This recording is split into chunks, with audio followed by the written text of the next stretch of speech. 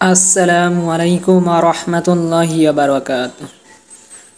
এই ভিডিওটি আমার করার উদ্দেশ্য হলো যে আমাদের দেশে এখন নতুন করে যারা নেতা হলেন, এমপি, মন্ত্রী কিংবা প্রাইম মিনিস্টার যারা হলেন নতুন করে, তারা প্রত্যেকেই চান যে এই বাংলাদেশটা যেন সুন্দরভাবে পরিচালনা করা হয়।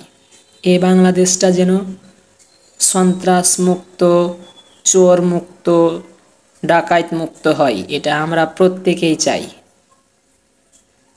আমি তাদেরকে একটা উপদেশ দিব। এই উপদেশটা যদি মানেন কিংবা আমার এই অনুরোধটা যদি মেনে রাষ্ট্র শাসন করেন, তাহলে ইনশাআল্লাহ এই বাংলাদেশটা একটা সোনার বাংলাদেশ হয়ে যাবে।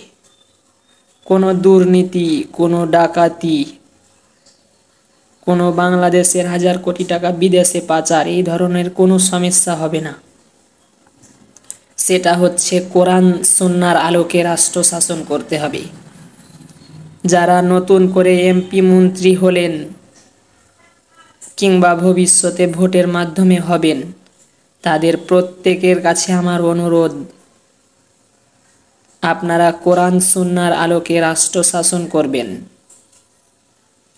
কোরআন বাদ দিয়ে যদি কোনো ব্যক্তি রাষ্ট্র শাসন করে, তাহলে কিয়ামত পর্যন্ত যদি নেতা পরিবর্তন করা হয়, তবুও শান্তি পাওয়া যাবে না। কেবলমাত্র কোরআন সুন্নাহর আইনই আমাদেরকে শান্তি এনে দিতে পারে। শান্তি দেওয়ার মালিক একমাত্র আল্লাহ তাআলা, আর ওই আল্লাহ তাআলার বিধান অনুযায়ী দেশ শাসন না করলে শান্তি পাওয়া যাবে না। তাই এখন থেকে যারা নতুনভাবে নেতৃত্ব দিবেন, নতুন নেতা হবেন, তাদের কাছে আমার অনুরোধ, আপনারা কোরআন হাদিসের আলোকে রাষ্ট্র শাসন করবেন। কোরআন হাদিসের আলোকে বিচার ফায়সালা করবেন, ন্যায় বিচার করবেন। আপনার নিজের দলের লোক যদি অন্যায় করে, তবুও ন্যায় বিচার করতে হবে। অন্য দলের লোক অন্যায় করলে তার ক্ষেত্রেও ন্যায় বিচার করতে হবে। এমনকি নিজের সন্তানও যদি অপরাধ করে, তাকেও শাস্তি দিতে হবে। কোনো অবহেলা করা যাবে না। আমাদের রাসূল সাল্লাল্লাহু আলাইহি ওয়াসাল্লাম বলেছিলেন, আমার কলিজার টুকরা মেয়ে ফাতিমাও যদি চুরি করত, তাহলে আমি তার হাত কেটে দিতাম। তাহলে দেখতে পাচ্ছেন যে ইসলাম কেমন ধর্ম, যে কোনো খারাপ কিছু করা চলবে না। যে অন্য দল অন্যায় করলে একরকম শাস্তি, আর নিজের দল অন্যায় করলে আর এক রকম শাস্তি, এটা হবে না। একদম ন্যায় বিচার করতে হবে। আর কোরআন সুন্নাহর আলোকে বিচার করতে হবে এবং কোরআন সুন্নাহর আলোকে রাষ্ট্র পরিচালনা করতে হবে। তবেই এই বাংলাদেশে শান্তি পাওয়া সম্ভব।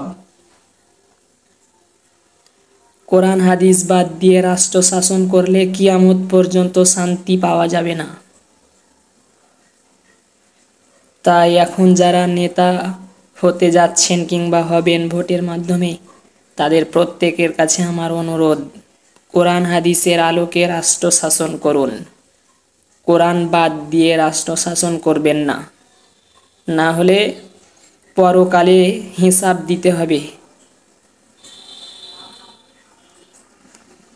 আল্লাহ তাআলা আমাদের সবাইকে কোরআন হাদিস বুঝে আমল করার তৌফিক দান করুন এবং কোরআন হাদিস দিয়েই রাষ্ট্র শাসন করার তৌফিক দান করুন। আসসালামু আলাইকুম ওয়া রাহমাতুল্লাহি ওয়া বারাকাতুহু।